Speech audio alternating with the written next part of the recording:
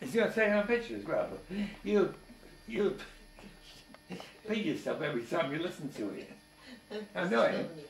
Yeah, I'll be in dread, but grubbed in dread, he'll be sticking. Yeah, well, no. Yes, it's on. What are you holding it for? On the side? What, you want me to put it down? No, I don't know. Do what you like.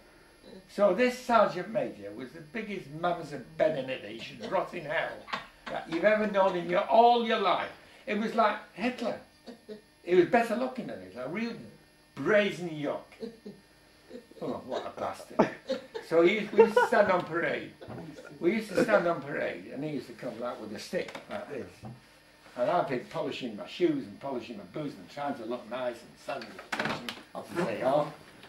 And he said, "You, Cohen, toilets, latrines are called them, fancy schmancy name, latrines. That's your job for today." Again. So anyway, I did this for about 30, 40 days, regular, day in, day out, cleaning York's shitholes.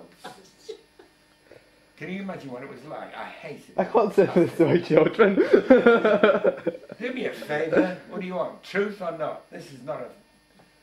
So anyway, in the end, I got so fed up. And I polished my shoes. Everything with the shoes. A business with shoes. What kept the difference if they're dirty, clean? So I polished and I spruced myself up. I'm on parade like this, and he's here again, this man's. "You, Cohen, latrines!" So I says, "I did that, yeah, I've done it for the last..." "Shut up," he says. I did it for the last 30, 40 days. You'll do it again. So, right? So I said, right. Bang! And I hit him. My bloody arm hurt. It was so hard. He went flying. You've never heard screams in all your life like it. The screams were unbelievable. "Holy Truman!" and falling. Jesus Christ. Have you ever heard the expression, "your feet won't touch"? My feet didn't touch. There was 2 men picked me up by my right arm and 2 men picked me up by my left arm. Sergeants and qualified sergeants and like corporals and all that. And I didn't feel the ground. I'm in. And they give me a zamming throw-in into the guard room, and I was there. Finished. That's it. That's your lot. Right.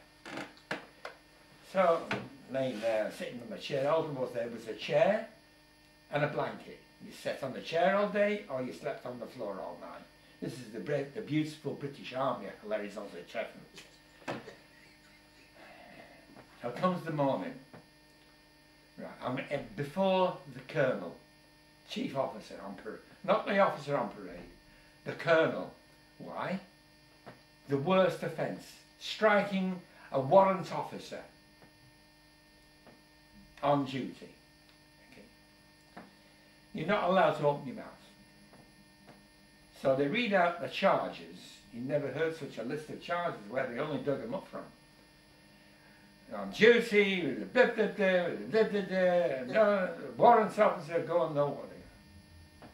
I'm stood there with these 2 big sergeants either side of me. I'm not nervous. I didn't let them do what they like. Would be better in prison than he was in the army. He was such a mamsy. He hated me so much. No, I was the only Jew in the whole of the battalion. I was the only Jew. Can you imagine how I felt? So anyway, finished with the charges, and then they give you permission to speak. Otherwise, you can't open your mouth. He says, "Right, old Colin, what have you got to say? Your turn." I said, "Sir." And you have to speak, "Sir." You don't say "sir." You say, "Sir." Like that. He said, "Permission to speak to my padre, sir." That's it. Well, he went stum. He went white. The colonel went white. He's in dead trouble, isn't he?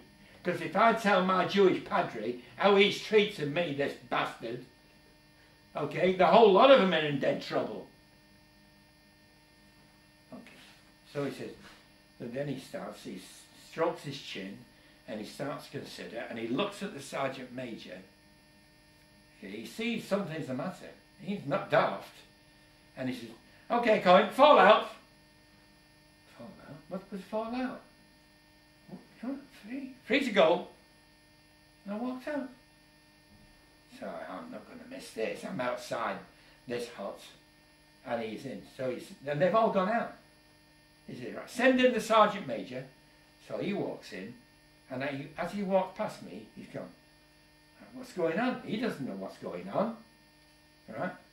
And I don't know what happened inside that room, because only him and the colonel was there. But he came out, and he was white. And he comes up to me, I'm standing there, and he comes up to me, and as he's going past, he says to me, I'll have you yet, you Jew bastard. So I says, drop dead, licking dread. And I walked away. You think that's the end of the story? Oh no. No charges. Following morning, on battalion company orders, transfers. Me, transferred to some other unit in Lincolnshire, somewhere, Louth in Lincolnshire. Him, transferred somewhere in Scotland. Got rid of the two of us, didn't he? Hey, clever. So I never got permission to see my padre. I never got anything for hitting him. And I got rid of him. As it happens, it was a good move on my part, because after that, I didn't really meet anybody who was that anti to me. Yeah, you'd get the occasional dig if you heard it and you listened to it. If you wanted to be friendly in the army, you had to go and drink bloody beer with them every bloody night, got on my nerves. But that's the only way you can keep in with them, because that's all they know. And that's the end of the story. And that's it. That's it.